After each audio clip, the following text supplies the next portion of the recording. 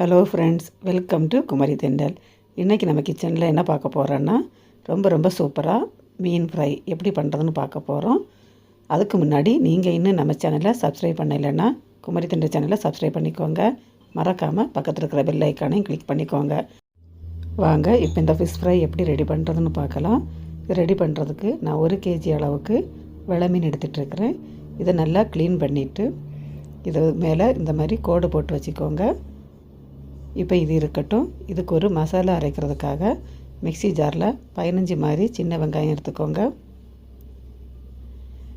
இது கூட 5லேருந்து 6 பல் பூண்டு, அப்புறமா ஒரு துண்டு இஞ்சியை இந்த மாதிரி பொடிசாக கட் பண்ணிவிட்டு சேர்த்துட்டு, இது கூட 1 ஸ்பூன் அளவுக்கு மிளகு, அப்புறமா 1 ஸ்பூன் அளவுக்கு சோம்பு, இது கூட 2 ஸ்பூன் அளவுக்கு மிளகாய்த்தூள் சேர்த்துட்ருக்கிறேன். உங்களோட மிளகாயோட காரத்தை பொறுத்து நீங்கள் மிளகாய்த்தூள் சேர்த்துக்கோங்க. அப்புறமா 1/4 டீஸ்பூன் அளவுக்கு மஞ்சள் தூள், இவ்வளவும் சேர்த்துட்டு ஒரு எலுமிச்சம்பழம் எடுத்து அதோட ஜூஸை இதில் சேர்த்துக்கோங்க. எலுமிச்சம்பழம் ஜூஸுக்கு பதிலாக வினிகர் கூட சேர்த்துக்கலாம். அதுவும் இல்லைன்னா ஊற வச்ச புளி தண்ணி 2 ஸ்பூன் அளவுக்கு சேர்த்துக்கோங்க.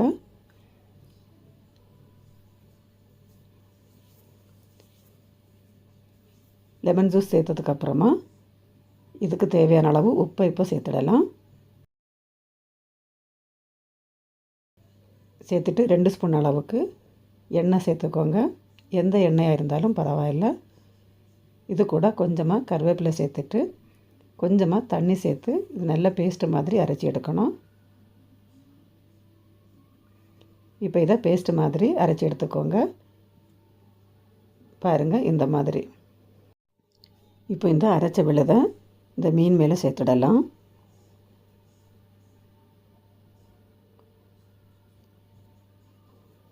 இந்த மாதிரி எல்லாம் சேர்த்ததுக்கப்புறமா இந்த மசாலா மீனில் எல்லா இடமும் படுற மாதிரி இதை நல்லா மிக்ஸ் பண்ணி எடுத்துக்கோங்க. மீனில் எல்லா இடமும் இந்த மசாலா படணும். அந்த மாதிரி இதை நல்லா தடவி எடுத்துக்கலாம்.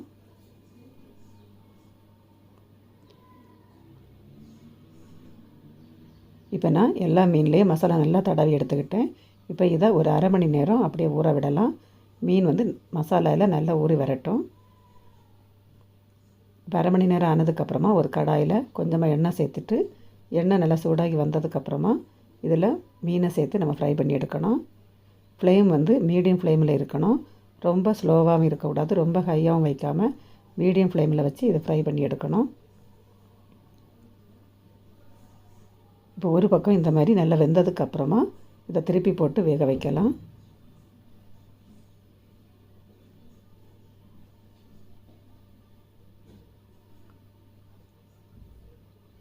இப்போ இன்னொரு பக்கமும் நல்லா வெந்ததுக்கப்புறமா நம்ம இதை எடுத்துடலாம்.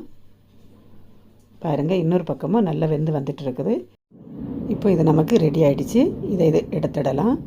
அவ்வளவுதாங்க, ரொம்ப சூப்பரான ஃபிஷ் ஃப்ரை ரெடி ஆகிடுச்சு. நீங்களும் இதே மாதிரி ட்ரை பண்ணி பார்த்து எப்படி வந்துச்சுன்னு உங்களோட ஃபீட்பேக்கை கமெண்டில் சொல்லுங்கள்.